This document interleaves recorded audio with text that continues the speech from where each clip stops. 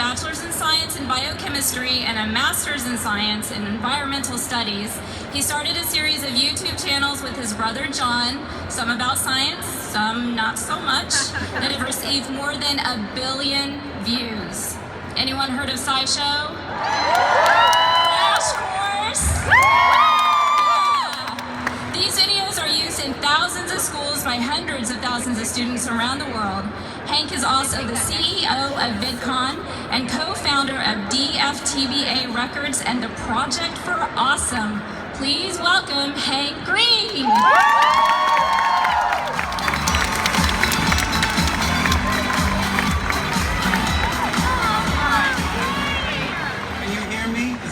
It's working, that's good. Hi, I like the the sitting room in front. Hi, sit-downers. How you doing? How does the presentation work? Oh, there it is. I have never been to an event like this. I have never been to this event, but certainly never anything of this scale. This is so cool. I love that they're able, thanks to the sponsors, to make it free for everybody, and I'm very honored to be on the stage where, yeah, clap for that. I'm honored to be on a stage where some of my idols have been throughout the years, and even at on this very weekend. So the question to me, this is disconcerting, my countdown clock just went from 20 to 18. That was really fast, 2 minutes. I tend to get distracted, as I just did, and so I can have a hard time sometimes staying on topic. So my solution to that for this talk is to just have one topic. And it's a really boring topic, and that way it'll be easier for me to stick to. That's not gonna work at all, is it?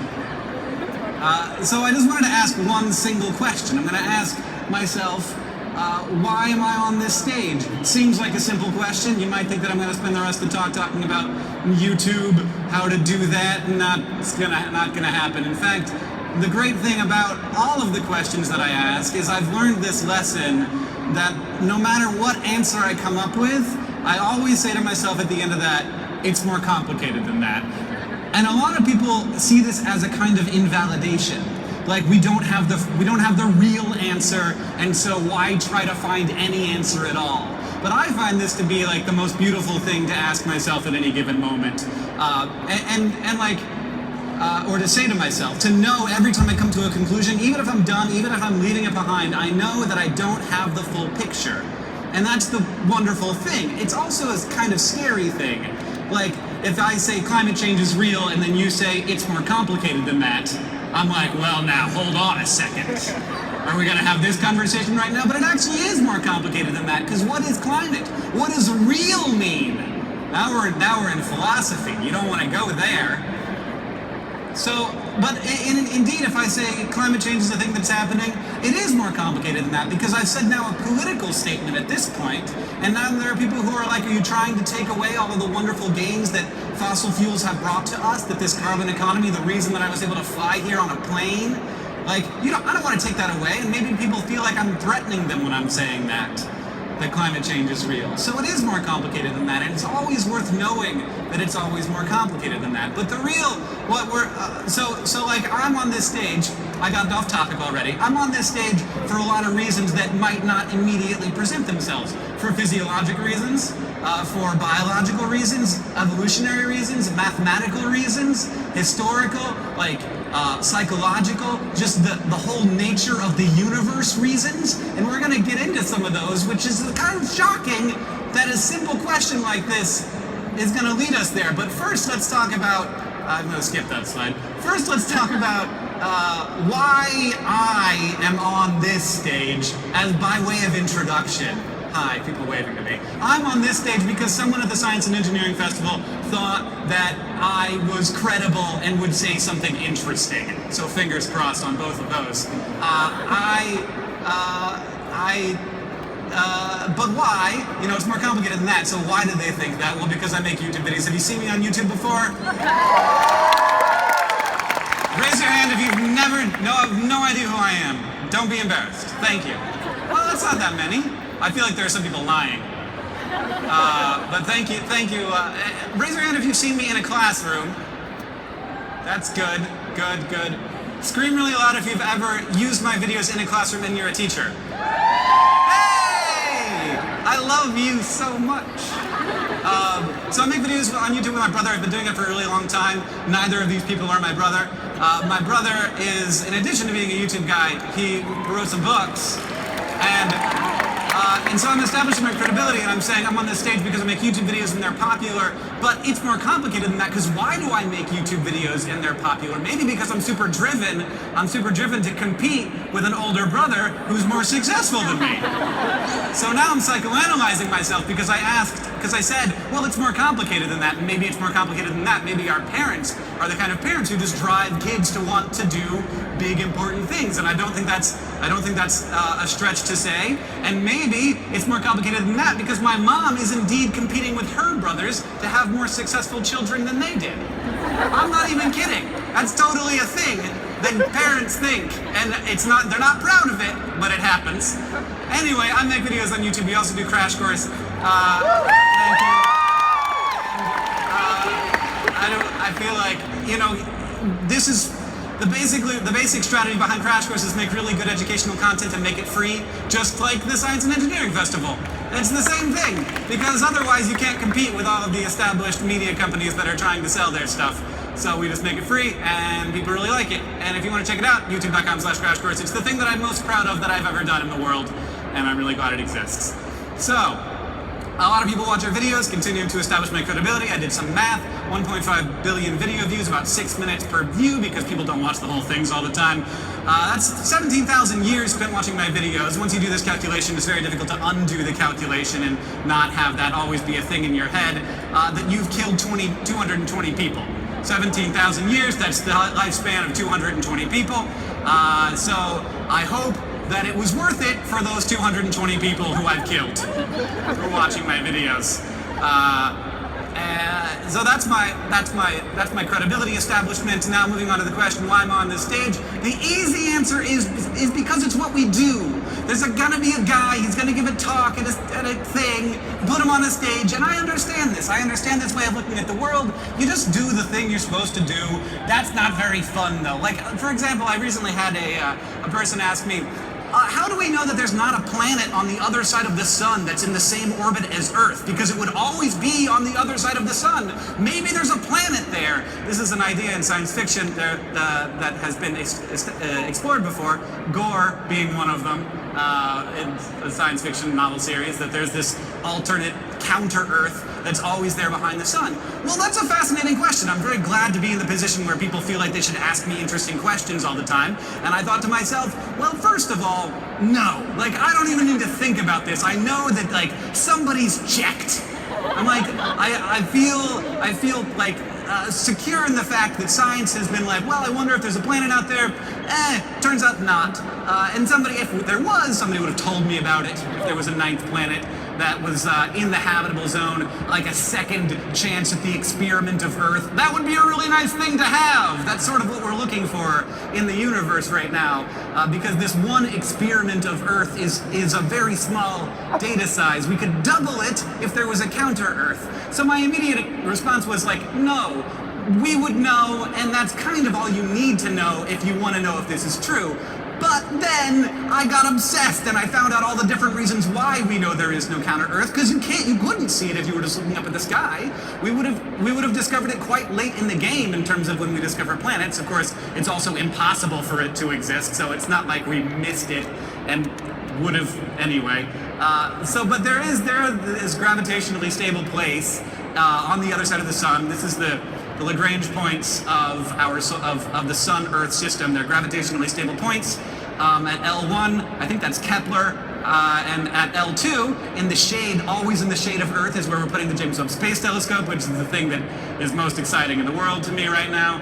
And then at L3, that's where this counter-Earth would be. So maybe there's a place. I'm gonna put up a picture of the James Webb Space Telescope now because I just want everybody to look at it. That's exciting. We're out beyond the orbit of the moon, you guys. That's a crazy place to put a telescope.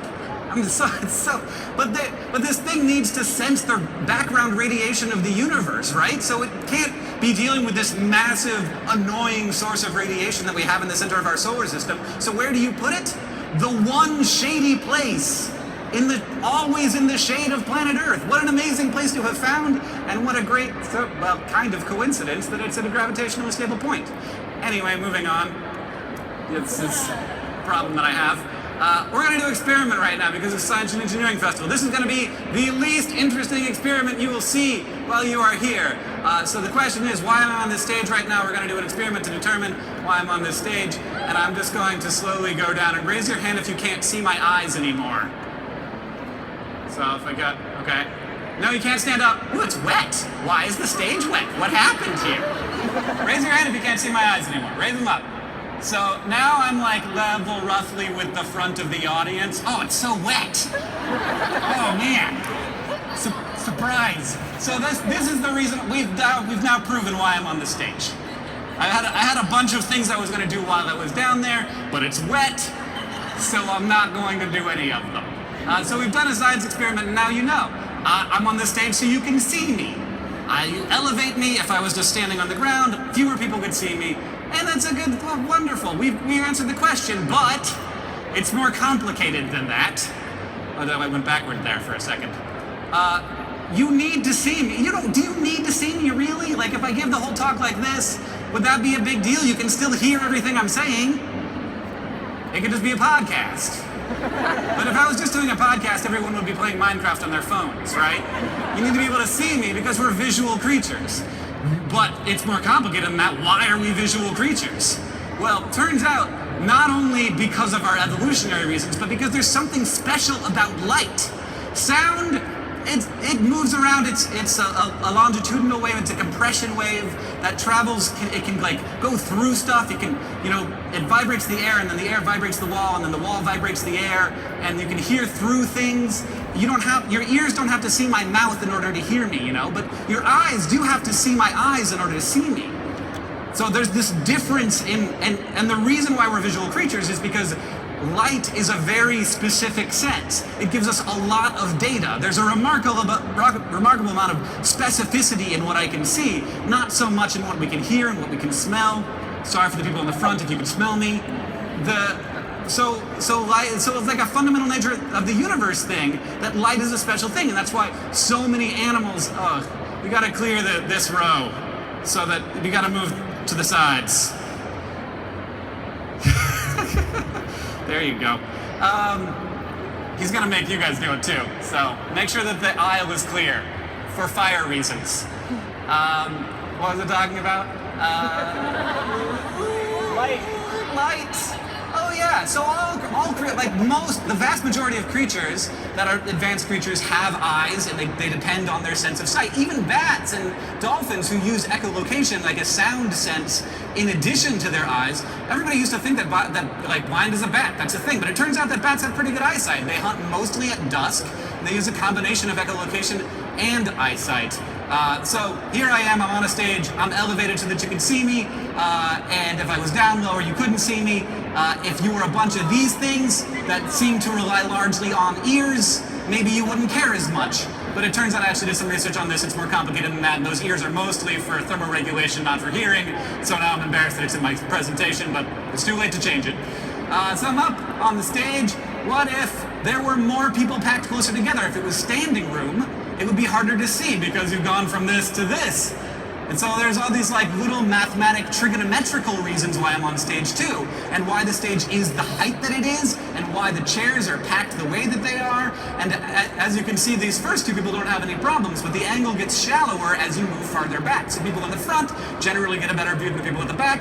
All these things that we wouldn't know. You have to raise me up higher, but it turns out that it's also more complicated than that because there's physiological reasons. Why aren't you a bunch of sand crabs? It wouldn't be as much of a problem if your eyes weren't in the middle of your head looking at the back of someone else's head. If your eyes sat on the top of your head all the time, this wouldn't be an issue. Voila! Problem solved! I could even be lower down, you could still see us. Why are we designed so poorly for audience viewing? Because it's, you don't want to have your eyes on the top of your head here because if it gets by a baseball, instead you have a pile of goo on the top of your head. But crabs, you can actually see those little divots that those eyes sink back into when they want to protect them. That would be a really weird thing to have, for your eyes to like mostly be in your sockets, but if you wanted to get a good look at a show, then you'd be like, what? But hey, crabs do it. So there's physiological reasons. Of course, we want to store our eyes inside of our heads to protect them, and also so that the optic nerve can be relatively short and connected to the brain, because there's a tremendous amount of data that's passed through our optic nerves. There's also other weird reasons. People are different sizes, so I have to be on a stage, because otherwise, if everybody was sort of exactly the same height, I wouldn't have to be as high up, but certain people are smaller, and that creates a problem. And so, who out there experiences this sometimes? Yeah, sorry, smaller people. I don't know what it's like to be you anymore. I've forgotten. I used to be small, now I'm above average, and hurrah for me. But it's more complicated than that, because it turns out this problem could be a lot worse. Humans, on the whole in the animal kingdom, have remarkable size consistency. This is a dung beetle. Its scientific name is Onthophagus taurus. Onthophagus taurus, literally translated, means poop-eating bull. You can see why it might be called a poop-eating bull, because it looks like a bull and it eats poop. Dung beetles have, they're not unique in this. They have a very specific way, like they have remarkable differences in the sizes of adult males. So not from males to females, not from juveniles to adults, but in the size of adults. This is a slightly different species. I couldn't find any Taurus pictures. But you have on the right this big beefy guy. He sits on the top of the female's tunnel and he guards it and says, no guy's gonna get in here except me. This is my wife and we are gonna be together. And he takes up the whole tunnel. He's really big and he's got this horn on the top of him to protect everything.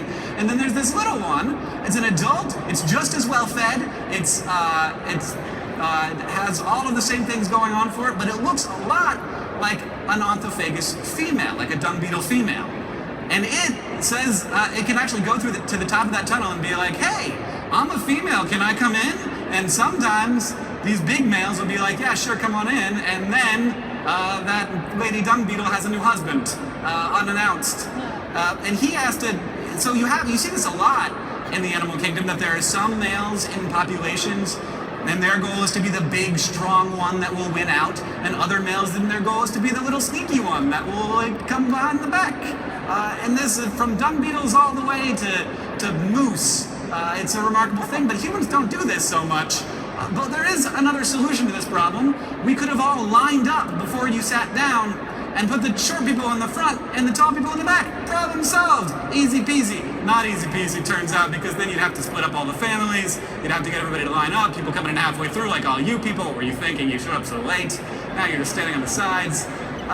So that's a logistical problem. And it's important to remember when we're talking about science stuff that logistical problems are real problems. A lot of times we're like, well, if everyone were just rational, we could solve this problem. But guess what? Not everyone's rational, including you, including me. We're not rational people. Another solution to this problem would be stands, bleachers, stadium seating. Why don't we do that? I could be on the floor, you could be on the stadium seating, it would be great. That's how they do it at sporting events. That's how they did it back in ancient Rome. Well, for economic reasons, because it's easier to build this one stage than to build an entire grandstand. However, I wouldn't be surprised if someday you will find, because like I run a conference so I know how weird this stuff is, but you have to have these things that are easy to take apart and build really fast. They can be stored in a small area. They put them on trucks and take them back to the rental facility. These things aren't gonna be here next week. There's gonna be a whole new convention happening at this convention center. So you have all these logistical reasons why I am on a stage and you're not in risers, but maybe you could build a lightweight riser that was easy to install, easy to easy to pack into a small area, and that would be a product that people would want, that we would never have thought that might need to exist if we didn't keep saying it's more complicated than that. This is the wonder of thinking too much. Like, I started out with a dumb little question, why am I standing on a stage? And we've talked about dung beetles, we've talked about the James Webb Space Telescope, and whether or not there's a counter-Earth. Last night, literally, I was like laying in bed and I thought of another reason why I'm on a stage right now, and like I couldn't stop thinking about it, because this is, like, I love that my mind works this way now, but it's not something that I was born with. It's something that I've kind of trained myself to do, to always be asking myself this question. And you might ask yourself, hey, what was that extra reason? I forgot!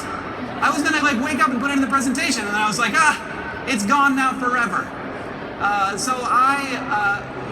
This is the wonderful thing about us, about the people in this room, is that we get to be dedicated to the passion of wanting to know more. And to some people, this is a terrifying thing, that there's all this stuff that we don't know, and there will always be things that we don't know. But for me, that's beautiful, because it means that the world is always going to need people like us to be figuring out the next big problem. And the more, and people hate this, and I love it. The more we know, the more questions we have. And the more I learn about the world, the more fascinated I become with the world.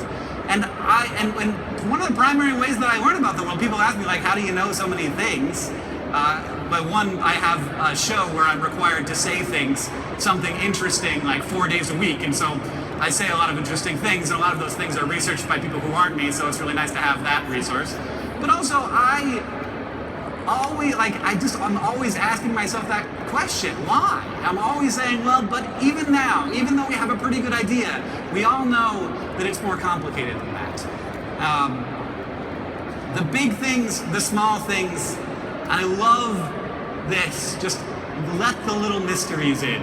I don't have a ton of time. I want to take one question at the end of this. If you guys have any questions. But thank you. I'm so glad to be the kind of person who always wants to ask these questions, and I'm so glad to be in a room full of people just like me. So thank you all for having me out.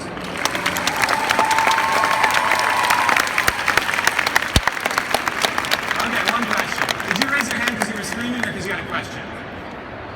You're screaming. Yes. What? My brother's not here. No, but thanks for making me feel just that much more inferior to my brother. Okay, one more question. Yes. I don't have a sister. No, we were denied that joy. But I do have a little niece now who is lovely. We always had we had a dog who was a female growing up. That's not really the same thing, is it? One more question. Yeah. What's my favorite science? Science! I studied biochemistry, and I loved doing that. But I just like the whole process. I like to know more today than I did yesterday, and it's such a wonderful thing. Okay, I keep saying one more question, but yeah, right here. I do like Doctor Who. That was an easy one. These questions are fast. Yes, the small person there. Yeah. Can someone who has a louder voice say that? Am I going to do this again? I don't know. I'd better. Okay, yes, in the front. This is really the last one. Oh yeah, I'll be walking around of course, I would not come to DC and then not have time to look around the conference. If you see me out there, say hi, that's fine. All right, okay, in the Hogwarts hat.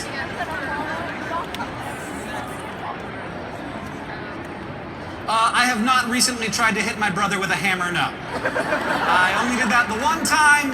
I was very small and I did not know what a joy it was to have a lifelong collaborator in my brother, so I hit him with a hammer. Thank you all very much. It was a pleasure to be here.